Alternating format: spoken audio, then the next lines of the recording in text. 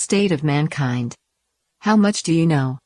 Excerpts from How the Spectre of Communism is Ruling Our World. 61. Education plays an important role in fostering individual well-being and self-fulfillment, maintaining social stability, and securing the future of a nation.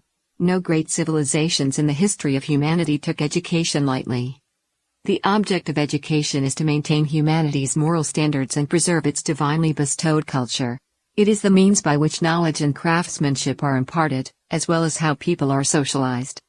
Traditionally, the well-educated respect heaven, believe in gods, and seek to follow the virtue of benevolence. They possess extensive knowledge of traditional culture as well as mastery over one or more trades. Dedicated to their vocations, they believe in treating others with kindness. They serve as the pillars of society, national elites, and the guardians of civilization. Their extraordinary character and behavior earn divine favor and blessings. To destroy humanity, the communist specter aims to sever the connections between man and gods. Thus ruining traditional education is an indispensable step.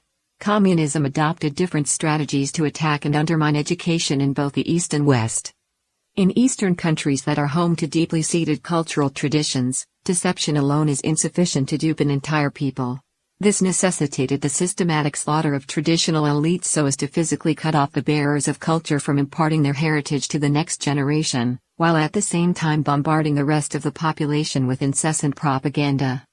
The history and roots of Western culture are comparatively simple, giving communism fertile ground for covertly contaminating society by subverting and sabotaging Western education. In fact, the corruption of Western youth is much more severe when compared with those in China. During the 2016 U.S. presidential election, the mainstream media's long-standing vilification of conservative candidates, coupled with misleading polls conducted prior to the vote, left many in shock, particularly young college students, once the actual result of the election was announced. Following Donald Trump's victory, a ridiculous phenomenon appeared in universities around the United States. Some students felt such fear, exhaustion, or emotional trauma from the election that they demanded classes be canceled and exams be rescheduled. In order to relieve students of their stress and anxiety, some prominent schools organized various therapeutic activities. These included playing with Play-Doh or building blocks, coloring, and blowing bubbles.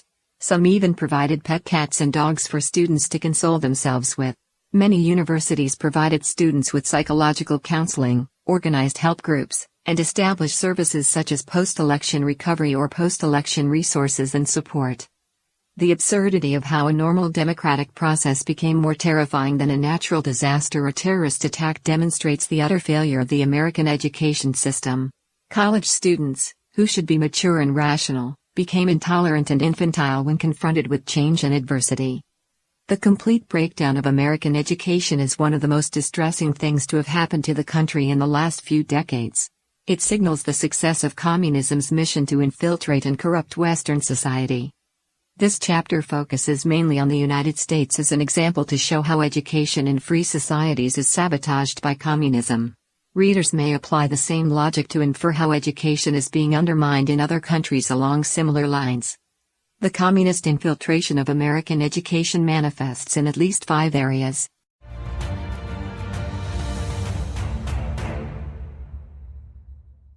Directly promoting communist ideology among the young. Communist ideology gradually took over Western academia by infiltrating important traditional fields of study, as well as fabricating new sciences beholden to its ideological influence.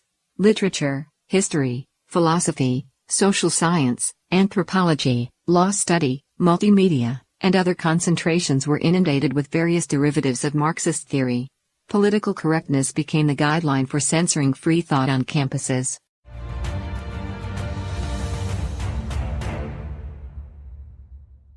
Reducing the young generation's exposure to traditional culture. Traditional culture, orthodox thought, genuine history, and classical literature are slandered and marginalized in many different ways.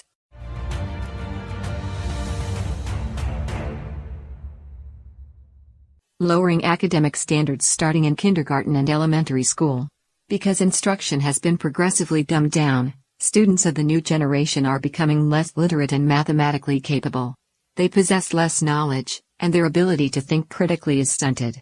It is hard for these students to handle key questions concerning life and society in a logical and forthright manner, and even harder for them to see through communism's deceptions.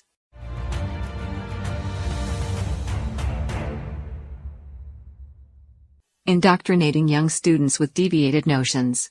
As these children grow older, the concepts instilled in them become so strong that they are nearly impossible to identify and correct.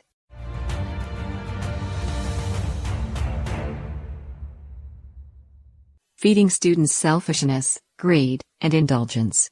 This includes conditioning them to oppose authority and tradition, inflating their egos and sense of entitlement, reducing their ability to understand and tolerate different opinions, and neglecting their psychological growth. Communism has achieved its objectives in nearly all of the 5 areas. Leftist ideology is the leading trend in American universities. Scholars with different ideas have been either marginalized in their teaching positions or barred from voicing their traditional views. 4 years of intensive indoctrination leave college graduates with a predisposition for liberalism and progressivism. They are likely to accept atheism, the theory of evolution, and materialism without a second thought. They become narrow-minded snowflakes who lack common sense and pursue hedonistic lifestyles without taking responsibility for their actions. They lack knowledge, have a narrow worldview, know very little or nothing about the history of America or the world, and have become the main target for communist deception. In the eyes of the world, the United States is still a major country in education. For over a century, the United States has been a political, economic, and military superpower. The funds it spends on education far exceed that of most countries. After World War II, American democracy and affluence attracted talented people from around the world.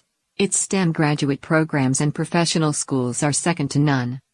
However, a crisis is unfolding within. The proportion of foreign students in graduate STEM programs far exceeds that of American students, and the gap is increasing with each year. This reflects the erosion of elementary, secondary, and post-secondary education across the United States. Students are purposefully being dumbed down and ruined. The consequences are unfolding before our eyes, and there is more yet to come. KGB defector Yuri Bezmenov, introduced in Chapter 5, described in the early 1980s how communist ideological infiltration in America was nearing completion. Even if you start right now, here this minute, you start educating a new generation of Americans, it will still take you 15 to 20 years to turn the tide of ideological perception of reality back to normalcy. A third of a century has passed since Bezmenov gave his interview. During this period, even as we witness the downfall of the Soviet Union and other socialist regimes in Eastern Europe, communism's infiltration and subversion in the West didn't stop in the least. Communist elements in the West set their sights on education as a primary target. They took over the institution at all tiers, spread their influence in family education, and promoted their own twisted theories on education and pedagogy. It should be emphasized that more or less all people in the world, especially those who went to college after the 1960s, received exposure to communist influences. The humanities and social sciences are the worst affected. Most people in these fields were unknowingly indoctrinated, and only a few individuals set out to intentionally promote communist ideology. Here we expose communist aims, so people can identify them and distance themselves. From Chapter 12, Sabotaging Education.